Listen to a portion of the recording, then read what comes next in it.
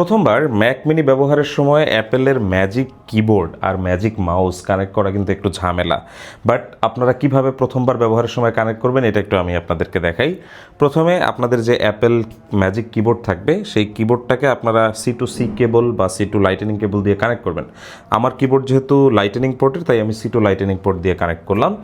করার পরে আমি যেটা করব, এখান থেকে আমি কমান্ড এবং স্পেস চাপ দিব। সো কমান্ড এবং স্পেস চাপ দেওয়ার পরে এখানে স্পটলাইট সার্চটা আসবে। এখানে আপনারা যেটা করবেন, আপনারা ব্লুটুথ লিখে সার্চ করবেন। ব্লুটুথ সার্চ করার পরে এখানে ব্লুটুথ অপশনটাতে এন্টার চাপ করে আপনারা চলে আসবেন এই ব্লুটুথ অপশানে। এখন দেখবেন যে আপনি যাই চাপেন না কেন কোনোভাবেই কোনো কাজ আপনি কিন্তু করতে পারতেছেন না এখানে। সো এখন আপনাদের যেটা করতে হবে, আপনাদেরকে আবার কমান্ড অপশন এবং F5 চাপ দিতে হবে। এইটা চাপ দেওয়ার পর এখানে অ্যাক্সেসিবিলিটি শর্টকাট ওপেন হবে। এখন আপনি যেটা করবেন, ট্যাব দিয়ে এখান থেকে আপনি ফুল কিবোর্ড অ্যাক্সেস অপশনটি এনেবল করবেন। আমরা স্পেস চাপ দিলেই ফুল কিবোর্ড অ্যাক্সেস এনেবল হয়ে গেল। এখন আপনারা এন্টার দিবেন। এখন দেখেন আমরা ট্যাব ব্যবহার করে কিন্তু পুরো স্ক্রিনের যে কোনো অপশানে যেতে পারছি। সো এখন দেখেন আমরা চলে যাচ্ছি এই যে আমিনুলস ম্যাজিক মাউস, এটা আমাদের ম্যাজিক মাউস।